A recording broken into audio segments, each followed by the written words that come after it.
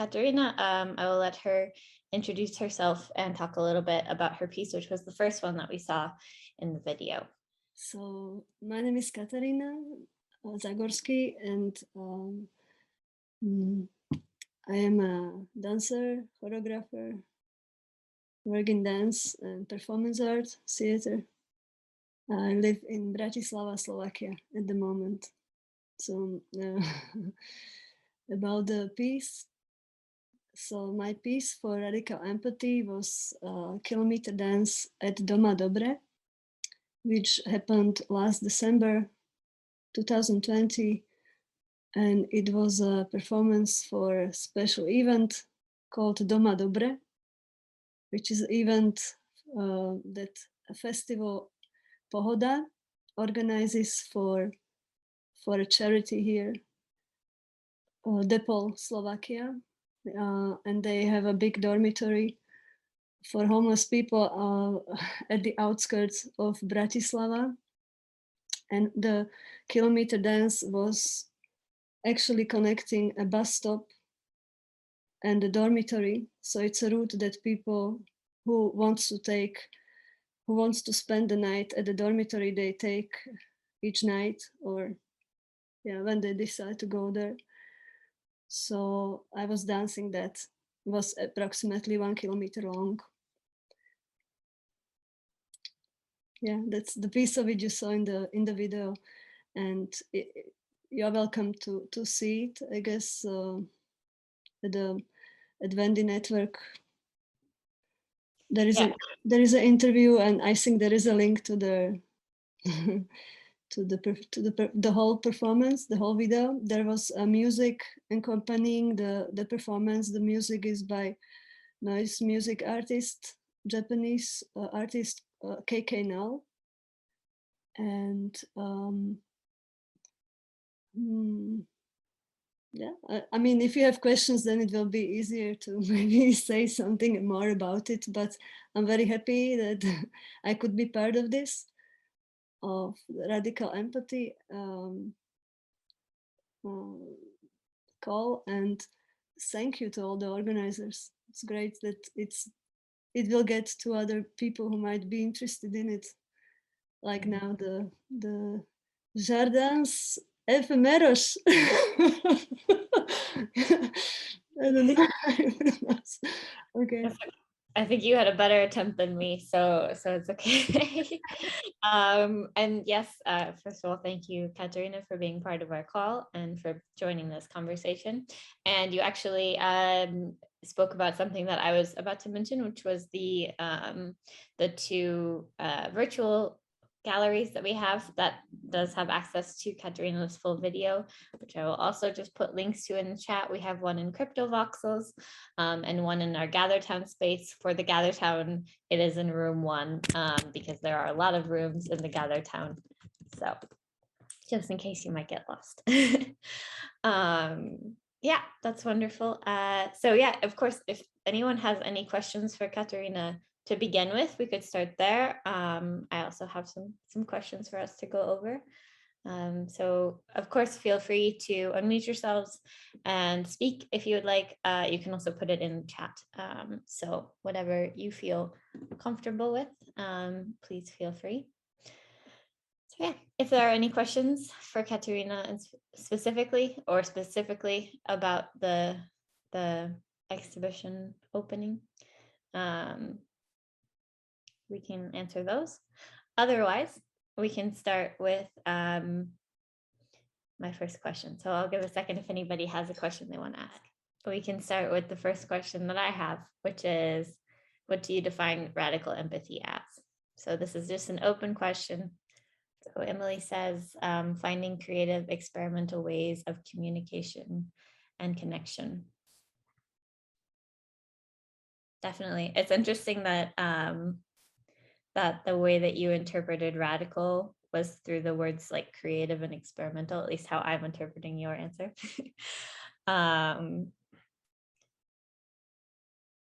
Because if you look at the word radical on its own, you know, it's something that's kind of thought of as this extreme. And so then is the extreme being creative? Is that an extreme? Maybe. Okay, everybody. Can you hear me, please? Mm-hmm. Yeah, so to me, radical empathy is making an effort to better understand other people's feelings, so we can move from judging people's views and thoughts and feelings based on what we think or how we feel, to accepting and understanding them, as in pursuing more research about whatever new we find in any foreign material or any foreign feeling we find in our environments. We make much effort to research about it and understand it rather than passing judgments based on where we are or how we feel. Yes. Yeah. I focused in on a point that you were talking about that feels very like specific, like focusing on a specific like experience, which I mean I think is a an okay way to talk about empathy, and in that way, like it's very accepted. But yeah. Anyone else wanna respond or extend? I really liked your point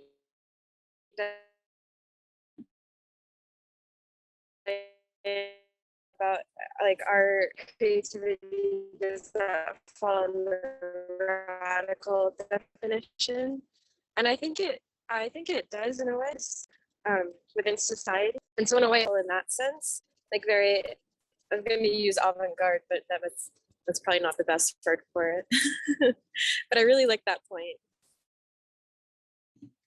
You did lag there for just a second, but I think you said you liked the idea that like the creative was radical, and kind of using the word avant-garde to go off of that point of like the radical creativity, or being radical as being creative. Yeah, I can see where that. Yes, creativity as a driving force in society. Yeah. So I guess being radical is also a way of like driving change, possibly. Of course, we can continue to define radical empathy. I think that there are many different definitions. There was one that I am going to pull up if I can very quickly, about the definition that we used for this particular call, because I think again it is a very cerebral term, if you will. It isn't necessarily something that has a strict definition, which I think is part of the reason why we pursued it for this open call, because we didn't want to have, we didn't want it to be like an easy, something easy to define. There we go. Pulling it up right now because I really like this definition. So I might say his name wrong, but it's Jack Schott, I want to say, where it defines radical empathy as an active striving to better understand and share the feeling of others, which I think is, again, like I said, a very commonly accepted idea of empathy, and just moving beyond just understanding and sharing the feelings, but like an active striving too, I think is maybe the radical side of it. So yeah, I think I would like to move on to the second question, which is, why does the world need it now? So why does this world in 2021 July need radical empathy now, maybe in a way more than they might have needed it 2 years ago. And we described this on the call. We have been experiencing for the past 2 years a lot of breaking of connections, a lot of growing apart from the people we know, a lot of not having contact with other human beings. So if we take the definition that you were talking about, the thinking about the other person's feelings, connecting to the other person on a higher level that we are used to, I think that we need radical empathy, as you defined it, more now than we needed 2 years ago, because we need to connect again. We need to get closer to one another again, and we need to return to our reality. We need to break. How did we say it? Build the bridges again and break down the walls.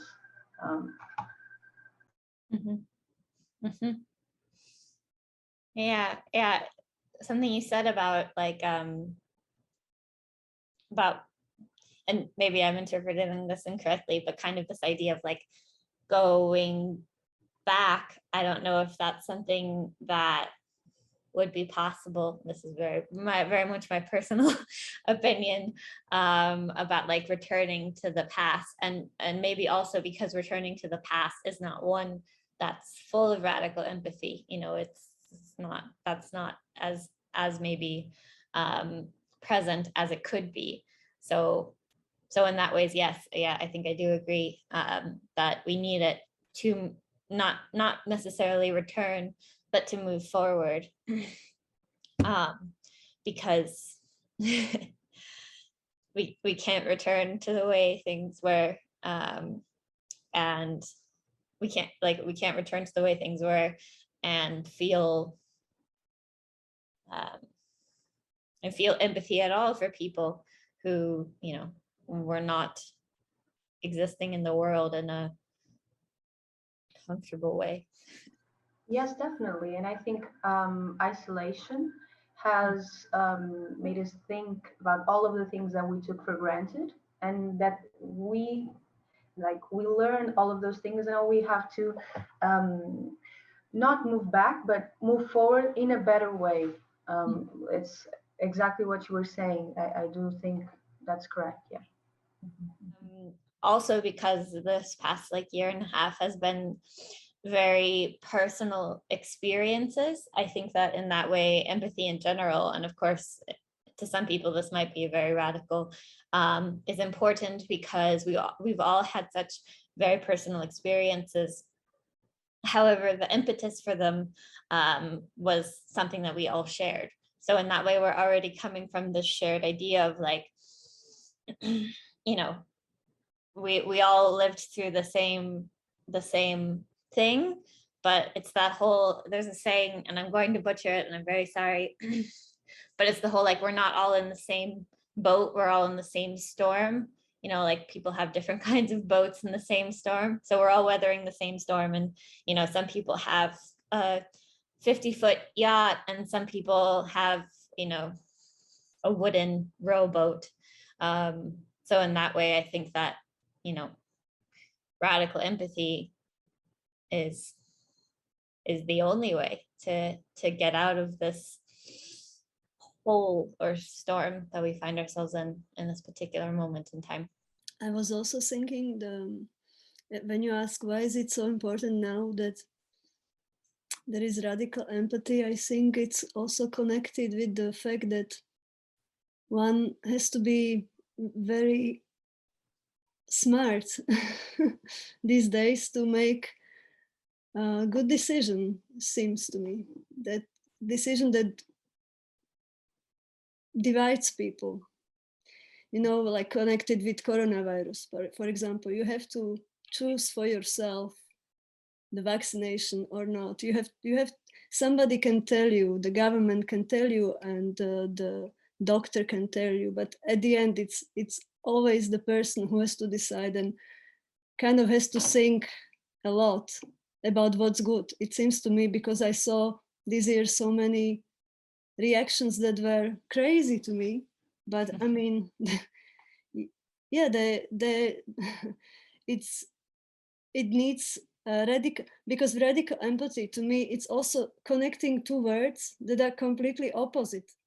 It's empathy. Yeah, empathy is something that you care what other person feels, but radical is you don't care. You do you do your thing.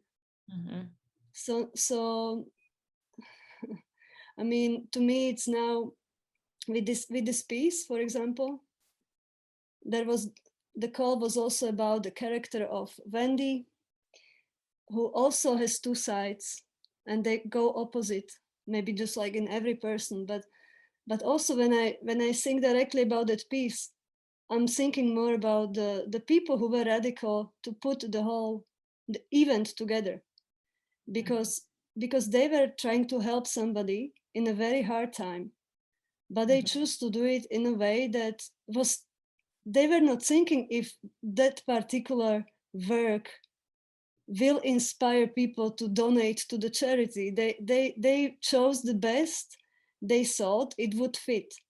You know what I mean? And I think that was very courageous. I mean, that was radical to me, that they, because there were reactions, and some reactions from the viewers were bad. They were like, what are you showing there? There was this piece that I did, which was offensive for so many people. There was, for example, there was a president of Slovakia who was a guest in a discussion, and then there was a punk poetry which was full of bad words. And so I think that, and I saw that they were supposed to make people think there are many different ways.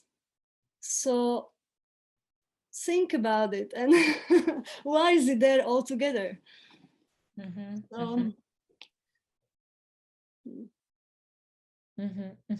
For sure. I think that point that you bring up about how they're kind of two opposing forces is really important, and especially about that existing in every person.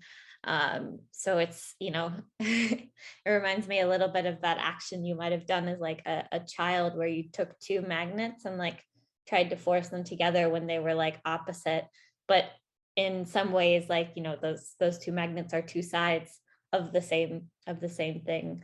So they might be opposites, but they end up meeting somewhere. They end up connecting somewhere in some kind of middle. Yeah, and I would love to to explore more what the negative reactions would have been from your audience, because I think it is, at least in my experience, when you bring up problems around like, homelessness and like a homeless population, it does make people quite angry, as opposed to this reaction of maybe empathy that is what people are going for. You're trying to create a more like empathetic reaction, but in reality what you get is sometimes anger for a multitude of reasons, I would have to imagine. Yeah, but as you said before, the people are on different boats in the same storm. That was very, and even with the reactions, I mean, people are really reacting from different environment and different conditions that they are right in, and something can totally irritate rather than help them. But I guess if if they want to learn, if somebody wants to learn something, he has me about myself, I can say that I can learn from something that I don't like, right? I can, why do I not like something? There is some answer in that that can teach me a lot. So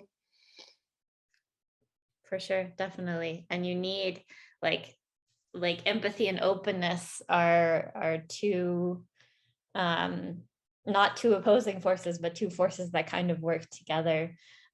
You can't really have one without the other, and you have to be able to question things and be uncomfortable, which is, I think, maybe that's another way to define radical empathy, is the the ability to be uncomfortable, and to put yourself into these uncomfortable situations, and not necessarily like an actual physical situation, but a mental like situation of being able to understand that like there's these other experiences that happen outside of yourselves. I want to read what Emily wrote in the chat in case anybody hasn't seen it. And she said, I love these points about bridging divides because I find there is a myriad of schisms in society, especially after such an emotionally charged year. Yeah, definitely. So again, these kind of like these breakdowns,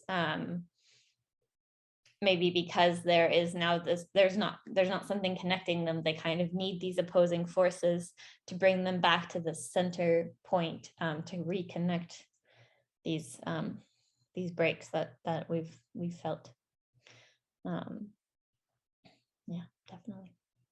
On this next one, and it is, how do you use it as an artistic method, or just a method in general, the idea of radical empathy? So how would you use radical empathy as a method or an artistic method? If I may say for myself, I would return again to the point I made about being uncomfortable, and putting myself into an uncomfortable, maybe like, mental space or a mindset, to kind of dissect and like research deeper into a concept that I might be interested in pursuing artistically. Because obviously, if you approach a topic, you might have your particular way of thinking about it. But if you're trying to create something for other people to digest and understand, then it's important to also try to see it, I think, from other perspectives, to help it become more universally understandable. Although there will probably always be people that you won't be able to catch. Possibly. Artists also have like a moral obligation to create this awareness to the problems in today's society and everything. And actually, in Jardins Efémeros, we have an exhibition which is called Now You See Me Moria, and I'm going to write that in the chat. And this exhibition, it evokes radical empathy for me, because all of the exhibition is around photography, images that have been taken at refugee camps. And in these refugee camps, they don't allow journalists, they don't allow outside people. So all of the images that are in this exhibition have been taken from actual refugees that are in those camps. And they show the conditions that they're in, what they eat, what they do every day, their emotions. And this is the kind of art that for me also evokes a lot of this empathy, because it brings awareness to these problems that in our first world we don't always think about the problems that exist today. So this is also how I would see radical empathy in the arts. Mm-hmm. Yeah, and I think that's a really nice example, because it's not something that it feels very, this might sound like a bad word and I don't mean it in a bad way, but it feels very like easy, like you can have these pictures and you can see them, and then we are visual creatures, so it invokes quite a sense of empathy in its own way right there, and reaction. I'm also very interested to look into this, because I didn't know what Moria Moria is. And when I just Googled it, and it's something from Lord of the Rings, at least that's the first one, that the first answer that I got. It's some kind of like underworld. Does it have another meaning that you know of? Yes, it's actually the name of the refugee camp. Okay. If you search Moria camp, you'll see that's what it means. And the name is now you see. I wrote the Moria, but it's now you see me. Okay. No worries. That's okay. Anyway, that's a little bit interesting. I think it's also a tree. It looks like a public olive tree in ancient Greece, which I think the camp is in Greece as well. So it probably came from that. It probably didn't come from Lord of the Rings. But yeah, so Emily said, I like your point about openness, Diana. I think it's difficult to approach things with openness and empathy. So I think the idea of research and uncomfortableness is a great way to pinpoint the ways in which people experience the world in different ways. That seems like a good start for me personally, coming from Emily. Yeah. Again, on a very personal note, I very much enjoy being uncomfortable and making my audiences uncomfortable when I have a piece of art, which I know is possibly controversial. Go ahead, Richard. Using radical empathy in an artistic way, as in how artists could have a role to play in this current season, in these situations that we are in. Talking from the point of bridging two conflicting views, but managing it for both parties to feel comfortable. I think artists can also put these things in a nice way. They can design it in an artistic way that although you could feel uncomfortable, but yet you will enjoy it by how they design it. An example is there was a French writer called Molière, and he was a filmmaker too. And for him, his motto was his plays were always satirical. So you criticize something, but you make the people laugh. You are criticizing the person. You are actually punching him on the face, but he's still laughing. He's still getting stressed and he's happy. So I think artists can play a role in this way of packaging these two ideas to be pleasant to both parties, so they come to understand each other without offending anyone. So that is how I think we can use radical empathy and artistic rules.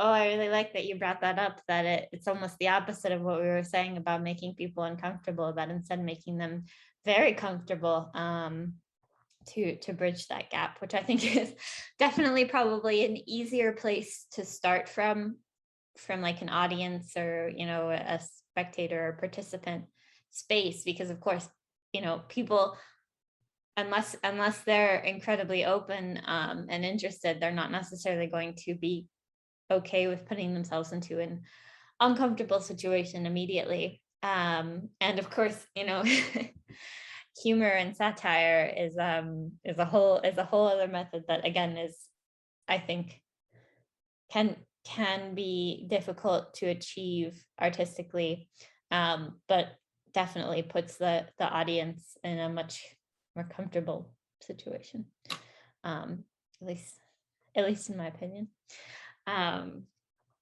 That's a lovely point. Thank you for bringing that up. You've definitely given us a really good point to think on, I think, at least in my opinion.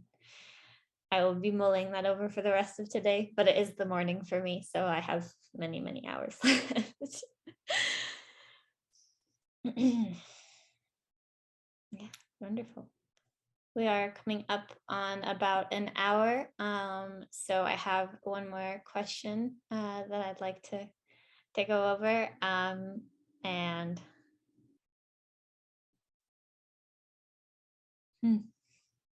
first, let me read out Emily's point in the chat here. Maybe it's a balance between making yourself uncomfortable to make others comfortable. Definitely, yeah. And then we can get into a whole discussion about the responsibility of taking on other people's comfort as an artist, again, from a very personal stance, as a female and a female presenting person, this idea of like taking on other people's other people's feelings as your responsibility. That's a whole nother thing. But of course, then are you not being radically empathic if you don't consider other people's feelings in something that you make or in a process that you're following? Then we'll wrap up with this last question and bring you back to Wendy Network. So how can an art organization like Wendy Network contribute to a more empathic world? Sorry. And again, I have a very personal answer to this because, in case anyone isn't aware, Wendy Network is an international remote online community for artists, with one of our goals being to allow artists to have a livable wage and, get funding not only for the art that they make, but for just to live, as anyone should. And so I think that goal, that work that we do right there is one way that we can contribute to a more empathic world, because, it's not only paying artists for like the pieces that they make. It's not just giving them money for this one piece of art that's hanging in a museum, but also, understanding that it's a process behind that, there's years and years of study that can go into something like that, and all of the failures, I guess, if you will, that go into creating something. It's not just that you come up with this piece on the first try. So in that way, that's a way I think I can contribute. But yeah, I would like to hear if anyone has their own ideas. I think it could be, it doesn't necessarily have to be Wendy Network, could be any kind of organization, particularly an arts organization, how something like that could contribute to a more empathic world, or a more radically empathic world. Okay, so I also think since wendy.network is an international body with people from different backgrounds, with different cultural orientations, I think we can use radical empathy in a way that if we want to achieve a common goal, a particular procedure that we can go about doing things may not be all that comfortable with someone based on his cultural orientation, but you have to shift a little and understand people and leave his comfort zone a bit, like sometimes neglect his way of thinking a little to be able to agree with other people on some issues in order to have to achieve a common aim. Yeah. I think that just that idea of working with people from different backgrounds can already hopefully encourage some kind of empathy And I think that that's something that also we can see in a lot of different aspects of our daily lives. I am personally looking a lot into like the theory of like globalization at this moment, which are, first of all, greatly influenced by Westernization and Americanization and colonialism, which are, again, a whole another topic that we don't have to get into today. But yeah, I think just involving ourselves in international organizations can definitely help to create more empathy within ourselves. And by creating more empathy within ourselves, hopefully then, you know, the world could become more empathic. Yeah, it's again one of those maybe harder things of like,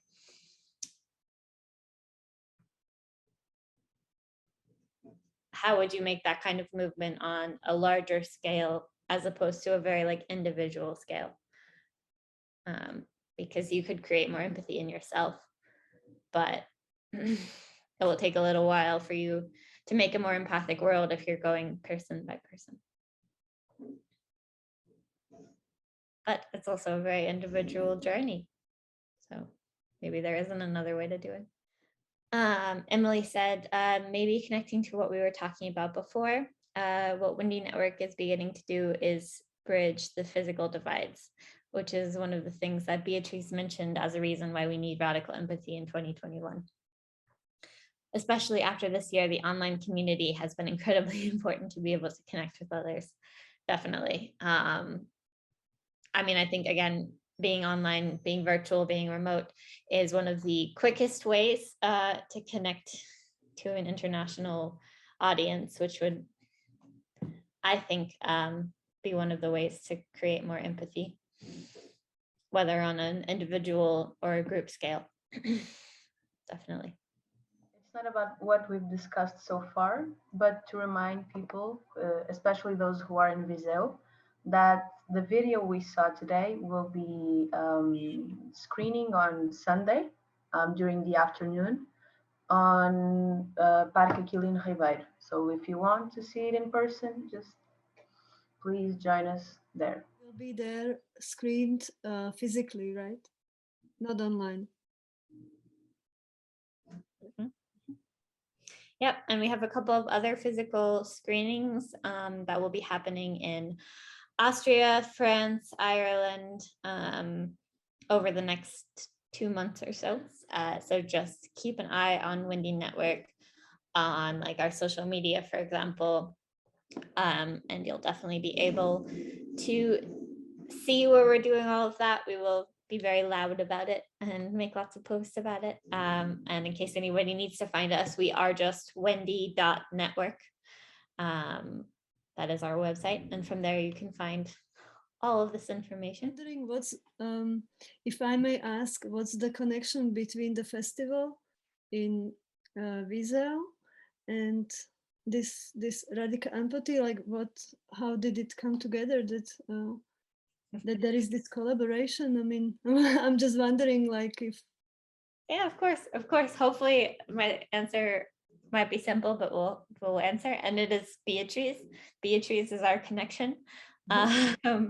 Beatrice is a part of our team here at Wendy Network and also works on the festival in Viseu, correct? No. Yeah. So we were. Oh, sorry. No, go ahead. I was going to say that we wanted to create more visibility to the winning artists. And I thought about Jardins Efémeros because it was something that I had contact with, and it's an arts festival, and we have artists all around the world, and they were really excited to have an art organization such as ours be a part of it. And so we started with the screening of the video with the winning artworks, and then we also came up with this roundtable discussion, which is in parallel. It's with the Wendy Network and Jardins Efémeros. We are both working together to put this discussion in place. Yeah. Interesting. Yeah. So we had the connection through Beatrice, and they were open. They had openness to create more empathy for their local audiences to the artists, you the artists who are international.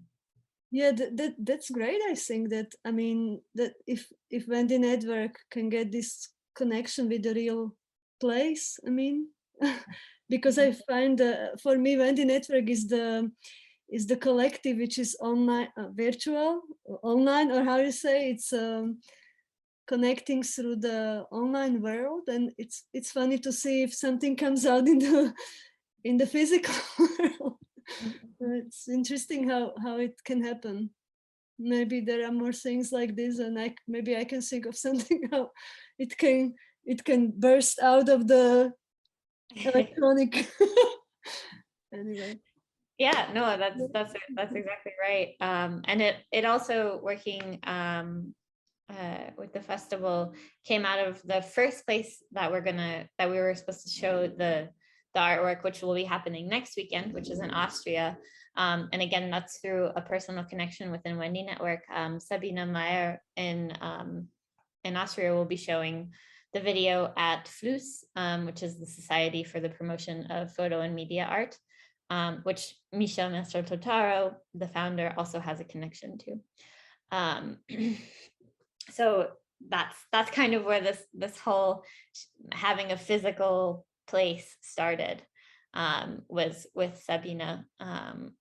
And then we were able to expand to Portugal, and the other couple of places are just people we were able to contact and who were interested in showing the work. They aren't necessarily festivals, they're mostly just like art spaces. But yeah, did that answer your question? Well, on that note, I would like to thank everyone for their participation and attendance in this roundtable discussion. It was lovely. I very much enjoyed getting to speak with all of you. And if anyone has any questions or comments, feel free to put them in the chat, or contact us at Wendy Network. My name is Diana Shepherd again, for anyone who might have missed. And yeah, just a big round of applause to our artists and the team. And thank you all. And I hope you have a wonderful rest of your day, evening, night, etc.